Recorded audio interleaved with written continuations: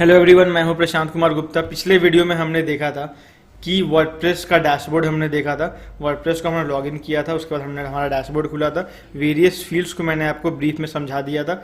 अब हम चलते हैं कि वर्डप्रेस पे थीम कैसे इंस्टॉल करते हैं और थीम इंस्टॉल करने के बाद हम एक टेम्पलेट डालते हैं और उस टेम्पलेट को मैं आपको डिज़ाइन करके दिखाता हूँ एक पेज बिल्डर की मदद से।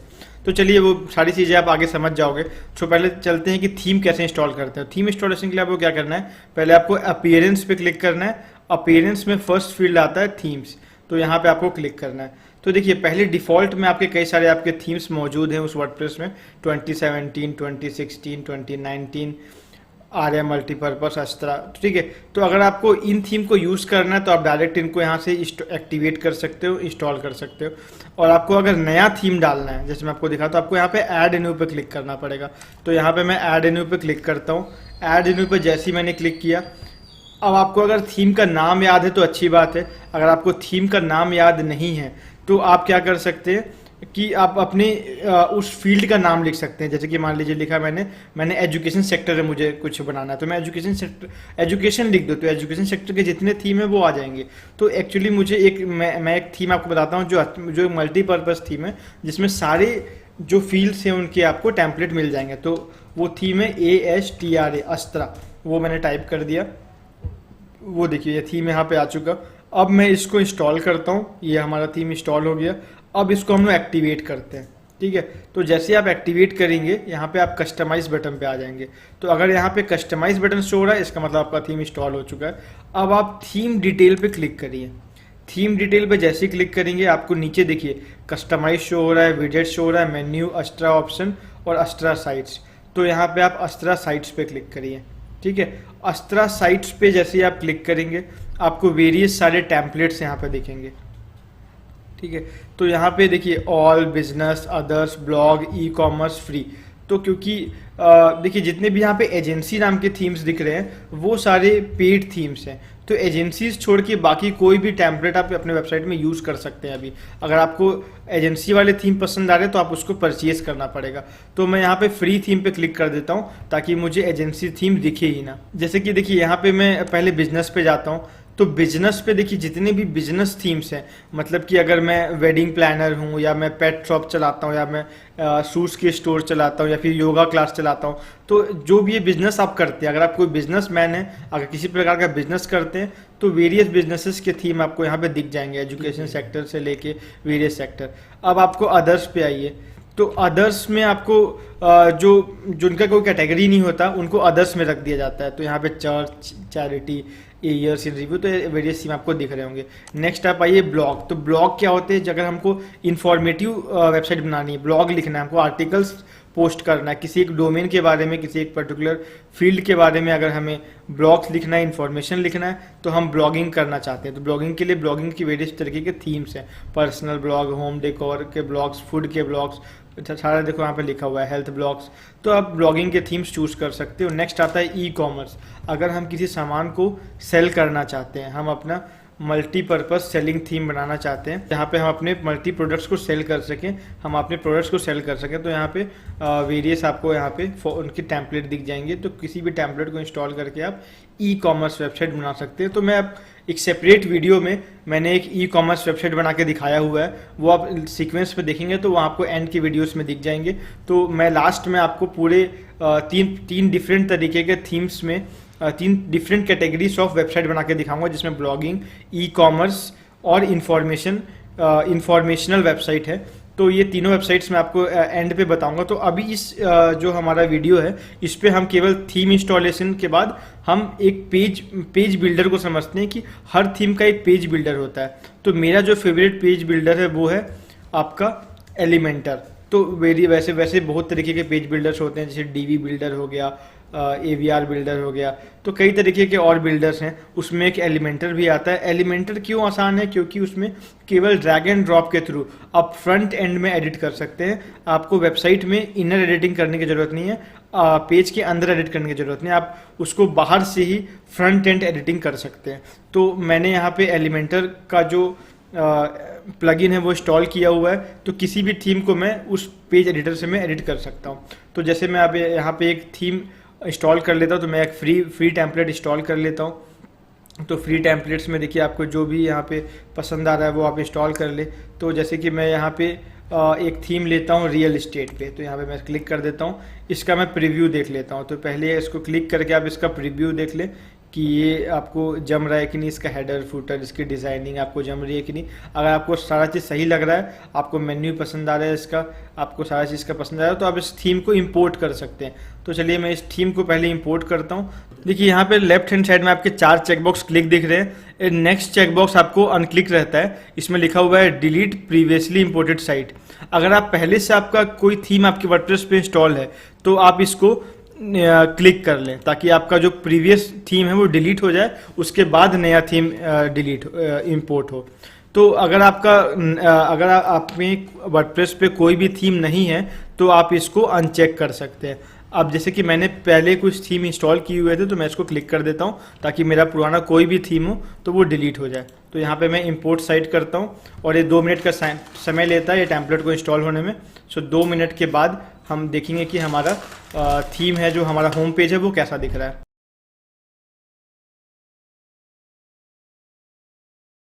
तो देखिए हमारा जो टेम्पलेट है वो इंस्टॉल हो चुका है। अब हम यहाँ पे व्यू साइट पे क्लिक करके हम देख लेते हैं कि हमारा जो थीम है वो कैसा दिख रहा है, हमारा होम पेज कैसा दिख रहा है। तो यहाँ पे व्यू साइट्स पे क्लिक करता हूँ। ये देखिए, ये जो हमारा कंप्लीट टेम्पलेट है वो यहाँ पे नज़र आ रहा है। यही थीम को हमने सेलेक्ट किया था और ये पूरा रियल एस्टेट थीम हमको यहाँ पे दिख रहा है, आप ऊपर से नीचे तक देख सकते हैं। अब इस पे हम चाहें तो एडिट कर सकते हैं, इसी टेम्पलेट को एडिटिंग करके हम अपने हिसाब से मॉडिफाई कर सकते हैं। अभी इस वीडियो में मैं केवल इस टेम्पलेट को एडिट करके दिखाऊंगा, इस होम पेज को एडिट करके दिखाऊंगा। मैं पूरा कंप्लीट नए तरीके से जो वेबसाइट डेवलपमेंट है, पूरे नए तरीके से एलिमेंटर से कैसे एडिट करना है, वो मैं सेपरेट वीडियो मैंने एंड पे बनाई हुई है। तो आपको एक नए तरीके से पूरे वेबसाइट को बनाना है तो आप वो वीडियो देख सकते हैं। अगर आपको बेसिक एलिमेंटर सीखना है तो मैं आपको बताने वाला हूँ। तो देखिए, अब आपको मान लीजिए ये होम पेज है, इस टेम्पलेट का ये होम पेज है, इसको मान लीजिए आपको एडिट करना है। तो यहाँ पे आपको एडिट विथ एलिमेंटर पे क्लिक करना है। तो देखिए यहाँ पे एडिट विद एलिमेंटर मैंने क्लिक कर दिया है। अब ये थीम जो है वो प्रॉपर्टी डीलिंग के लिए है। तो अगर मान लीजिए आपका प्रॉपर्टी का बिजनेस है तो आप इस वीडियो को देख के आप एक प्रॉपर्टी की वेबसाइट अगर चलाते हो तो उसको आप एडिट कर सकते हो, उस तरीके का वेबसाइट बना सकते हो, तो आप उसके लिए काम आएगा। तो चलिए आप एडिटिंग करते हैं इस पर। तो ये देखिए, जैसे हमने एडिट एलिमेंटर से एडिटिंग के लिए इसमें किया हुआ है, तो हमको देखिए मल्टीपल जो इसमें फील्ड्स हैं वहाँ पे हमको एडिट करने का ऑप्शन शो कर रहा है। जैसे कि पहला नंबर पे नंबर डाला हुआ है, तो हम नंबर वाले पार्ट में जैसे ही क्लिक करेंगे लेफ्ट हैंड साइड में देखेंगे तो उसका एडिटर हमको खुल के आ जाएगा। तो यहाँ पे हम उसको चीज़ें चेंज कर सकते हैं। जैसे मुझे मोबाइल नंबर चेंज करना है तो मैं यहाँ पे कुछ भी रैंडम अपना जो मोबाइल नंबर है वो अभी मैंने रैंडम डाल दिया है, तो जो आपका मोबाइल नंबर है वो आप यहाँ पे डाल लें। अब आते हैं टाइटल पे। तो टाइटल को भी आप यहाँ से भी एडिट कर सकते हैं और लेफ्ट हैंड साइड में उसका एडिटर खुला हुआ है, वहाँ से भी आप एडिट कर सकते हैं। तो जैसे मैं यहाँ पे लिखता हूँ रियल एस्टेट बिजनेस, ठीक है, तो यहाँ पे आ गया। अब एक चीज़ बताने वाली बात ये है कि किसी भी फील्ड में मैं क्लिक कर रहा हूँ तो यहाँ पे देखिए, यहाँ पे लेफ्ट हैंड साइड में 3 पार्ट खुल के आता है, एक कंटेंट, एक स्टाइल, एक एडवांस, ठीक है, हर एलिमेंट का। जैसे कि ये एक बटन है, ये एक आपका हेडर है, हेडिंग है, ये आपका डिस्क्रिप्शन है। तो वेरियस अलग अलग फील्ड्स है। मैं आपको फील्ड्स पहले दिखा देता हूँ। ये देखिए, ये inner section, heading, image, videos, button, divider, Google map, icon, ठीक है। अब देखिए, एक वेबसाइट को बनाने में हमें इन्हीं एलिमेंट्स की ज़रूरत पड़ती है। हमें वीडियो एम्बेडिंग करना पड़ता है, हमें कॉन्टैक्ट फॉर्म डालना पड़ता है, हमको बटन्स लगाने पड़ते हैं, हमको हेडिंग्स डालना पड़ता है, हमको इमेजेस, वीडियोस डालने पड़ते हैं। तो ये सारा एलिमेंट्स जो है वो एलिमेंटर पे दिया हुआ है। इस तरीके से इस पेज एडिटर को बनाया गया है। तो अब जैसे मैं क्या बोल रहा था, किसी भी एडिटर को, किसी भी एलिमेंट को अगर एडिट करते हैं तो उसमें 3 पार्ट उसको डिवाइड किया गया है। जैसे कि मैं यहाँ पे रियल एस्टेट बिजनेस को मैंने क्लिक किया है, तो यहाँ पे देखिए टाइटल पे अब कंटेंट, पहला जो पार्ट होता है वो होता है कंटेंट। कंटेंट पे क्या होता है कि आप इसको टेक्सचुअल तरीके से चेंज कर सकते हैं, उसका कंटेंट चेंज कर सकते हैं। जैसे उसका टाइटल चेंज करना, उसकी अलाइनमेंट करना, उसका हेडिंग का साइज लेना, तो ये सब चीज़ चेंज कर सकते हैं। जैसे कि मैं यहाँ पे टाइटल अगर मैं लिखता हूँ रियल एस्टेट बिजनेस महालक्ष्मी लिखता हूँ, ठीक है, तो यहाँ पे आप उसको टाइप कर सकते हैं, ठीक है। तो यहाँ पे ये आ गया। उसके बाद आपको अगर इसका यहाँ पे लिंक डालना है तो यहाँ पे लिंक लिख सकते हो आप। जैसे कि यहाँ लिखता हूँ www.mahalakshmi.com, तो ये हो गया आपका लिंक। यहाँ पे इस पे आप लिंक क्रिएट कर सकते हैं। अगर मैं इसका साइज़, जो भी साइज़ लें, जो स्मॉल साइज़ तो स्मॉल साइज़ का हो गया, ये मीडियम साइज़ का हो गया, लार्ज साइज़ का हो गया। अगर HTML टैग, इसका जो हेडिंग का साइजेस होते हैं H1 H2 H3 करके, तो मान लीजिए मैं यहाँ पे H2 ले लेता हूँ, तो यहाँ से H2 टैग में यहाँ पे इसको कंसीडर करेगा। अब आते हैं अलाइनमेंट पे। जैसे कि यहाँ पे देखिए, आप देख रहे होंगे कि लेफ्ट अलाइंड है। अगर आप इसको मिडिल पे करना चाहें तो आप इसको मिडिल अलाइनमेंट कर सकते हैं, राइट साइड अलाइनमेंट कर सकते हैं, ठीक है। अब ये आपका आ गया कंटेंट के अंदर। सेकेंड पार्ट है आपकी स्टाइलिंग, ठीक है। अब जैसे इसका स्टाइलिंग का मतलब क्या होता है, अगर मेरे को इस टेक्स्ट का कलर चेंज करना है, इसमें शैडो डालना है, इसका साइज चेंज करना है, या फिर इसमें और भी CSS चेंजेस करने हैं, ठीक है। तो जैसे इसकी मैंने कोई स्टाइलिंग में चेंज करनी है, तो मैं जिसका फॉर्मेट हो गया, फॉन्ट हो गया, तो ये कलर, फॉन्ट, शैडो, तो ये सारी चीज़ें चेंज करने के लिए स्टाइल का ऑप्शन दिया जाता है। जैसे कि मैं आपको कलर चेंज करके दिखाता हूँ। जैसे कि मैं ब्लैक कर देता हूँ, ग्रीन आप कर सकते हो, जो कलर चाहो आप यहाँ कर सकते हो। अब मैं टाइपोग्राफी में क्लिक करोगे तो इसके साइज़ को आप बड़ा घटा सकते हो, ठीक है। और इसके लाइन स्पेसिंग, लाइन हाइट को आप चेंज कर सकते हो। नेक्स्ट शैडो पे क्लिक करते हो तो मैं थोड़ा सा आपको right shadow, left shadow create हम लोग करते हैं। तो ये सारी चीज़ें स्टाइल पार्ट होता है। अब नेक्स्ट पार्ट हो गया आपका एडवांस।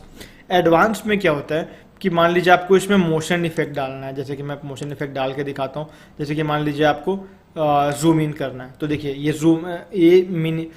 मिनिमम से मैक्सिमम साइज हो रहा है, मतलब मिनिमाइज से मैक्सिमाइज हो रहा है, तो ये जूम इन इफेक्ट है।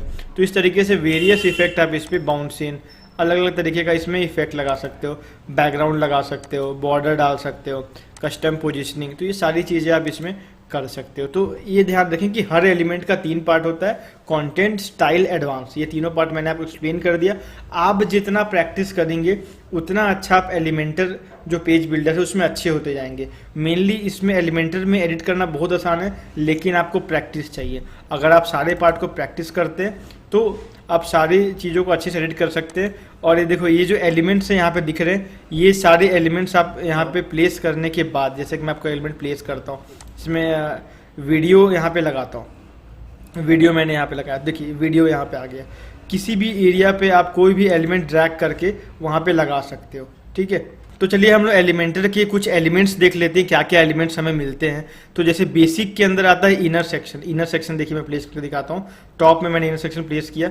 इनर सेक्शन मतलब होता है कि आपको किसी एक एलिमेंट है उसके अंदर एक इनर सेक्शन क्रिएट करना है। तो देखिए 50-50 में आप कर सकते हैं, ये परसेंटेज है 50-50% पे, या मोड स्ट्रक्चर के नीचे आप देख सकते हैं किस तरीके का रेशियो में आप कर सकते हैं। उस चीज़ को आप यहाँ से भी कर सकते हैं। देखिए यहाँ पर से आप इसको छोटा बड़ा कर सकते हैं, यहाँ पर भी परसेंटेज शो करता है किस परसेंटेज में आपको इनर सेक्शन लेना है।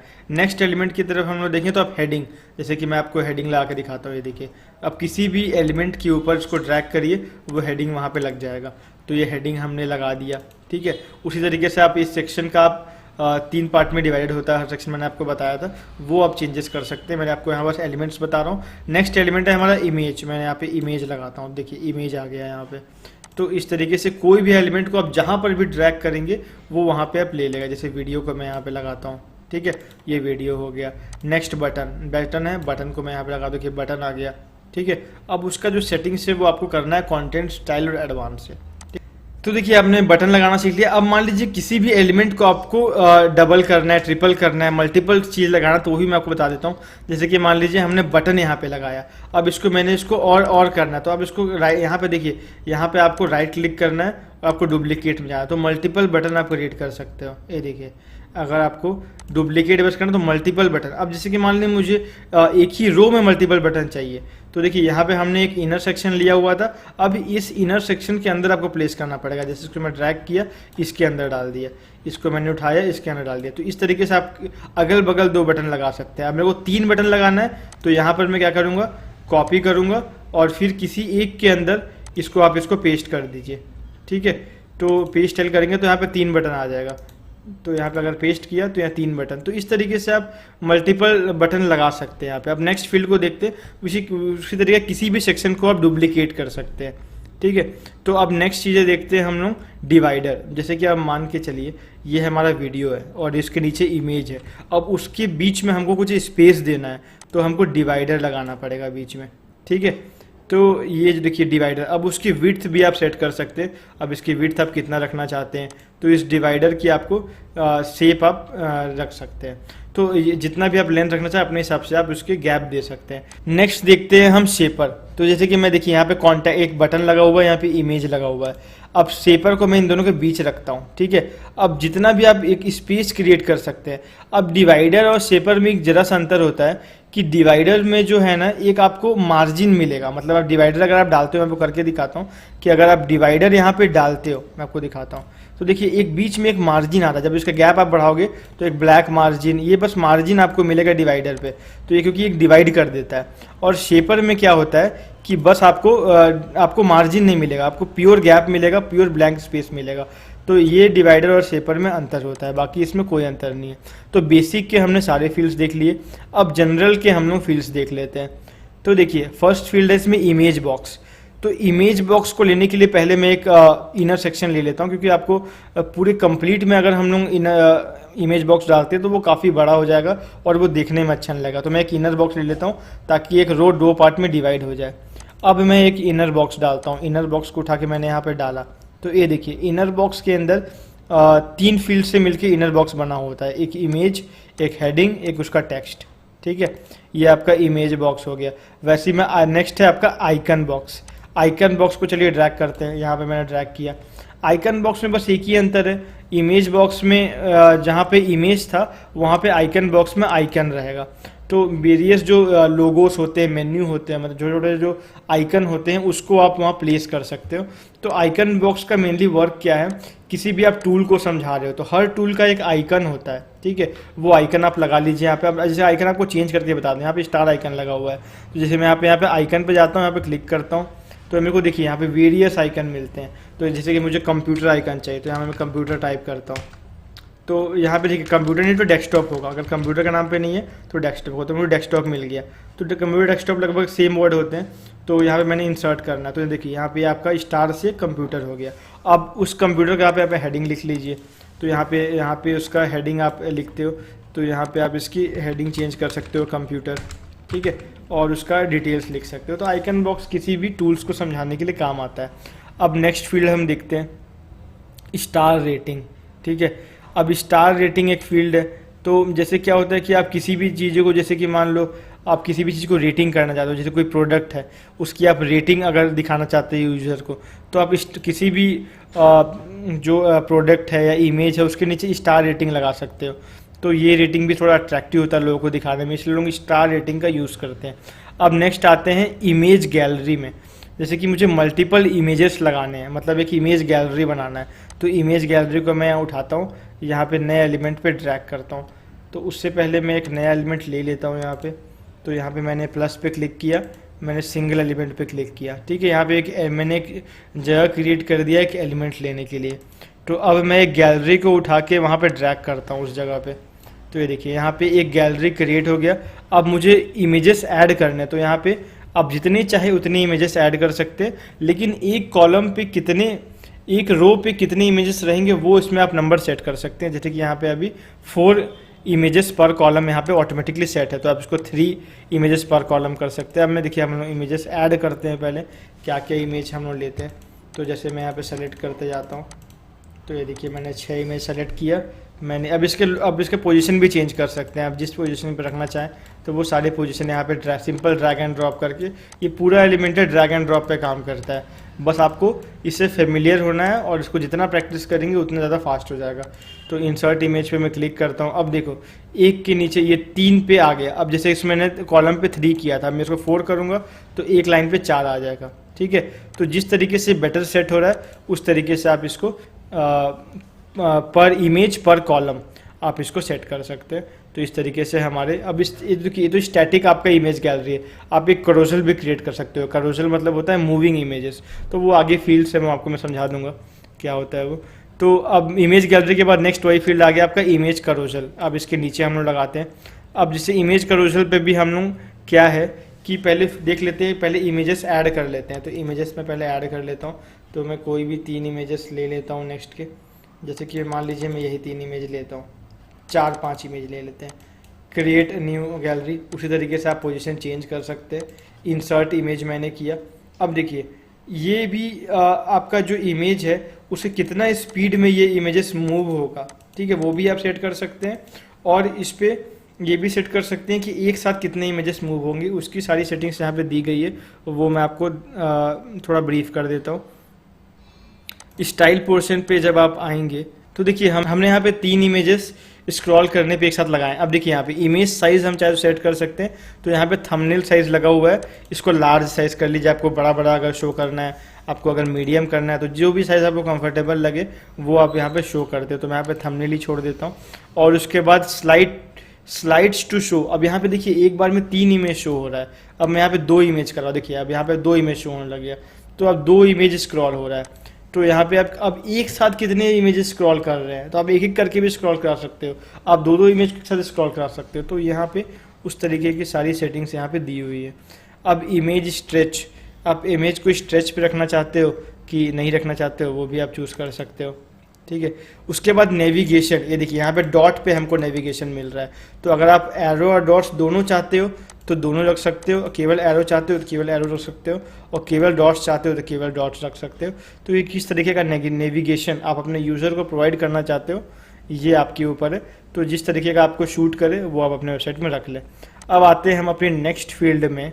इमेज करोजल के बाद आता है आइकन लिस्ट, ठीक है। नेक्स्ट आते हैं हम आइकन लिस्ट पे, ठीक है। तो मैंने आपको फिर से मैं एक चीज़ बता देता हूँ, हमने एक नया एलिमेंट ले लेते हैं। नया एलिमेंट लेने के लिए आप फिर से समझ लें, हमको जहाँ पर भी नया एलिमेंट लेना है वहाँ पे हमें प्लस साइन पे क्लिक करना है। अब यहाँ पे फिर प्लस साइन पे हमने क्लिक किया। अब हम उस रो को कितने पार्ट में डिवाइड करना चाहते हैं, हम मान लो 3 पार्ट में डिवाइड करना चाहते हैं, तो हम 3 पार्ट यहाँ पे आ गया। अब देखिए अब मैं लेता हूँ, क्या लेता हूँ यहाँ पे, नेक्स्ट पार्ट क्या था हमारा, आइकन लिस्ट। तो आइकन लिस्ट को मैंने यहाँ पे डाल दिया। अब आइकन लिस्ट होता क्या है, जैसे कि मान लो हमें किसी भी प्रोडक्ट की लिस्टिंग करनी है, किसी में भी बहुत सारे आइटम्स हैं तो उनको हमने दिखाना है। जैसे कि मान लो दिखाता हूँ कि मैं फर्स्ट आइटम हमारा एप्पल है, सेकंड आइटम मान लो हमारा ऑरेंज है, थर्ड जो आइटम है हमारा पाइनएप्पल है। तो इस तरीके से सारे चीज़ों को मैं लिस्टिंग कर सकता हूँ, सारी चीज़ों को एक आइकन और लिस्ट के थ्रू दिखा सकता हूँ। तो ये एक आइकन लिस्ट इस तरीके का क्रिएट होता है। नेक्स्ट हम आते हैं, हमारे नेक्स्ट जो हमारा दिख रहा है वो है काउंटर। ये भी एक इम्पॉर्टेंट चीज़ है। देखो एक हम जैसे कि हमें कुछ सेल करना है, मान लो कुछ प्रोडक्ट आप अपने वेबसाइट में सेल कर रहे हो, तो उसमें आपने देखे होंगे काउंटडाउन टाइमर लगा होता है, ठीक है। तो वो काउंटडाउन टाइमर एक इमरजेंसी क्रिएट करता है लोगों पे कि आप उसको, वो जो यूज़र है वो जल्दी उस प्रोडक्ट को खरीद ले। तो एक टाइमर लगाने से हमें देखा गया है कि मैक्सिमम जो परचेज़ की जो वैल्यू होती है, परचेज़ के जो नंबर्स होते हैं वो बढ़ जाते हैं, इसलिए हम काउंटर्स का यूज़ करते हैं। तो हम जैसे हम काउंटर्स में आपको लगा के दिखाता हूँ। तो देखिए हमने यहाँ पे एक काउंटर लगाया। तो अब जैसे कि यहाँ पे आप इसको सेट कर सकते हो कि एंडिंग नंबर आपका कितने से स्टार्ट होगा। मैं मान लो 50 में सेट करता हूँ, तो ये 50 से, ठीक है, 50 से यहाँ पे काउंटर यहाँ पे स्टार्ट होगा। तो 1 से लेके 50 तक ये काउंटर जाएगा। तो जितने नंबर भी आप सेट करोगे उसकी, देखिए नेक्स्ट में आपको दिखा रहा है कि उसकी स्पीड कितनी रखना चाहते हो, 2100, 2200। तो उस तरफ से आपको नंबर ऑफ स्पीड पे आपको दिखा देगा यहाँ पे कितने आपको रखना है। तो स्पीड हो गया, ठीक है। फिर उसके बाद सेपरेटर्स पे डिफ़ॉल्ट डॉट स्पेस, मैंने आपको बताया था कि यहाँ पे 3 तरीके के सेपरेटर होते हैं। डॉट, तो आपको डॉट सेपरेटर आपको यहाँ पे दिख रहा होगा, ठीक है। तो इस तरीके के आपको यहाँ पे काउंटर आप लगा सकते हो। तो नेक्स्ट फील्ड हम अपना देख लेते हैं। नेक्स्ट फील्ड है आपका काउंटर के बाद प्रोग्रेस बार, ठीक है। प्रोग्रेस बार हम लेते हैं। जैसे कि देखिए प्रोग्रेस बार क्या है, जैसे कि आप जैसे अपना पोर्टफोलियो बना रहे हो, आपका वेब डिज़ाइनिंग स्किल कितना % है, आपका फोटोशॉप स्किल कितना % है, आपकी ग्राफिक डिज़ाइनिंग स्किल कितने % है, आपके जितने भी स्किल्स हैं उनको आप एक बार के थ्रू शो कर सकते हो, ग्राफ के थ्रू शो कर सकते हो। वो एक जब बंदा स्क्रॉल करता है उसको तो वो देखने पर अच्छा लगता है, वो एनिमेशन जो आता है वो अच्छा लगता है। जैसे कि यहाँ पर माई स्किल्स आ गया, तो माई स्किल्स पे मान लो मैंने रख दिया फोटोशॉप, तो मुझे फोटोशॉप आता है 80%, तो यहाँ मैंने 80% इसको सेट कर दिया। तो देखिए यहाँ पे वेब डिज़ाइनर 80%, फोटोशॉप पे 80% हो गया। तो उसके बाद एक नया भी इसमें आप और चीज़ें ऐड कर सकते हो, एक नया प्रोग्रेस बार भी ले सकते हो। जैसे कि आपको मल्टीपल प्रोग्रेस बार लेना है तो जस्ट इसके नीचे आप एक नया ड्रैग कर दीजिए, तो उसको आप एक सीक्वेंस में अपने पोर्टफोलियो, आप उसको अपने स्किल्स की % आप शो कर सकते हो। तो ये होता है प्रोग्रेस बार। नेक्स्ट आता है टेस्टिमोनियल, ये भी एक इम्पॉर्टेंट फील्ड है वेबसाइट में। तो टेस्टिमोनियल को अगर मैं ड्रैग एंड ड्रॉप करता हूँ तो टेस्टिमोनियल्स मतलब होता है कि लोग आपके कंपनी के बारे में क्या बोल रहे हैं, जो आपके क्लाइंट्स हैं। तो यहाँ पर क्लाइंट्स की आप फ़ोटो लगा दो, जैसे कि मैं फ़ोटो लगा कर दिखाता हूँ डिफ़ॉल्ट में।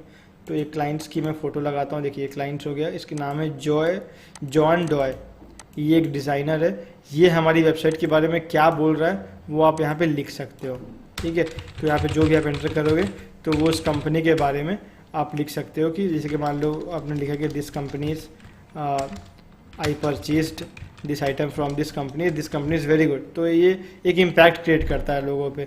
तो लोग क्या बोलते हैं आपकी कंपनी के बारे में वो आप एक शोकेस कर सकते हो, उसको बोलते हैं टेस्टिमोनियल्स। नेक्स्ट फील्ड है हमारा टैब्स। टैब्स पे हम नीचे जाते हैं, टैब्स को हम ड्रैग एंड ड्रॉप करते हैं, इस पोजीशन पे लेके आते हैं। क्या होता है टैब्स, क्या होता है कि टैब्स जो एलिमेंट है उस पर आप क्या कर सकते हैं, मल्टीपल टैब्स क्रिएट कर सकते हैं। जैसे कि मान लीजिए हमें फर्स्ट एलिमेंट का नाम है, यहाँ पे जैसे फर्स्ट एलिमेंट मैं पुट करता हूँ कि हमारा साइज, ठीक है। तो जैसे स्पेसिफिकेशन, मल्टीपल एक प्रोडक्ट के मल्टीपल स्पेसिफिकेशन को आप मल्टीपल टैब्स की मदद से शो कर सकते हैं। तो साइज हो गया, नेक्स्ट में हो गया प्राइस, जैसे नेक्स्ट टैब में मैंने सेकंड टैब में मैंने प्राइस रखा हुआ है, तो प्राइस, तो मैं प्राइस शो कर दिया मैंने। तो इसी तरीके से आप टैब्स की मदद से एक प्रोडक्ट के स्पेसिफिकेशन को मल्टीपल टैब में एक अच्छा प्रेजेंटेशन के थ्रू शो कर सकते हैं। तो चलिए चलते हैं अब नेक्स्ट अपने एलिमेंट पे, जो कि है नेक्स्ट देखते हैं हम टॉगल करके ये हमारा एलिमेंट है, इसको हम ड्रैग एंड ड्रॉप करते हैं। हमने ड्रैग कर दिया। अब देखिए टॉगल क्या होता है, इसको मैं डिलीट कर लेता हूँ। टॉगल क्या होता है, जैसे कि मान लो हमें किसी एलिमेंट कोई नाम लिखा हुआ है, जैसे कि हम लिखते हैं कि कोई सब्जेक्ट है, मान लीजिए इंडियन हिस्ट्री एक सब्जेक्ट है। अब उसके अंदर डिफरेंट सब्जेक्ट आते हैं, तो मैं क्या करूँगा टॉगल बार के थ्रू उस सब्जेक्ट्स के टॉपिक्स को अंदर शो कर सकता हूँ। जैसे कि मान लीजिए सब्जेक्ट है, यहाँ देखिए मैं आपको लिख के दिखाता हूँ, ये सब्जेक्ट है मान लीजिए हिस्ट्री। अब इसमें वेरियस टॉपिक हो सकते हैं, तो उस टॉपिक को आप यहाँ पे लिस्ट कर सकते हो, नंबर वाइज आप लिस्टिंग कर सकते हो। जैसे हिस्ट्री है तो यहाँ पर कर सकते हो इंडियन हिस्ट्री, ठीक है। भोपाल, उसके इंडियन हिस्ट्री हो गया, उसके बाद आपका बांग्लादेश हिस्ट्री, ठीक है। तो इस तरीके से आप जब वो बंदा टॉगल करेगा तो उसका इंफॉर्मेशन उसको दिख जाएगा, ठीक है। तो इस तरीके से आप टॉगल बार क्रिएट कर सकते हो। नेक्स्ट है हमारा, ये भी एक इम्पॉर्टेंट एलिमेंट है, वो है सोशल आइकन। तो मैं सोशल आइकन को ड्रैग एंड ड्रॉप करता हूँ, तो मल्टीपल सोशल आइकन हमें यहाँ दिख रहे हैं, फेसबुक, ट्विटर, गूगल, ठीक है। तो ये टॉप के आपके most highly used social media icons हैं जो यहाँ आपको दिख रहे हैं। तो इसके लिंक्स आप यहाँ पे अपने जो बिजनेस के फेसबुक लिंक होगा, पेज का, ट्विटर का, जीमेल का, आप यहाँ पे पुट कर सकते हो। तो इसी तरीके के और ये जितनी भी चीज़ें दिख रही हैं आप उनको लगा सकते हैं। ये उतनी नीड की नहीं है, HTML, मेन्यू, एंकर, तो ये उतनी नीड की आपकी नीचे कुछ साउंड क्लाउड, अगर आप म्यूज़िक की वेबसाइट बना रहे हो तो साउंड क्लाउड आप लगा सकते हो, किसी भी म्यूज़िक को आप यहाँ पे शो कर सकते हो, उनके लिंक आप यहाँ पे दिखा सकते हो। तो जो भी म्यूज़िक का साउंड क्लाउड से या जो भी आप म्यूज़िक का लिंक डालोगे वो यहाँ आपको एक क्लाउड बन जाएगा, एक साउंड क्लाउड आपका प्ले बटन बन जाएगा। तो इस तरीके से मैंने आपको एलिमेंटर के सारे एलिमेंट्स को एम्बेड करके आपको दिखा दिया। तो आप अपने घर पे जब आप वेबसाइट डिज़ाइनिंग करें, थीम इंस्टॉल कर लें, तो पेज बिल्डर इंस्टॉल करने के बाद सारे एलिमेंट को आप लगा के देखें, बार बार प्रैक्टिस करें, क्योंकि अगर ये आ गया तो आप एक अच्छी खासी वेबसाइट डेवलप कर सकते हैं। तो नेक्स्ट वीडियो में हम देखते हैं प्लगइन्स और बाकी वर्डप्रेस का डेवलपमेंट को। So thank you so much.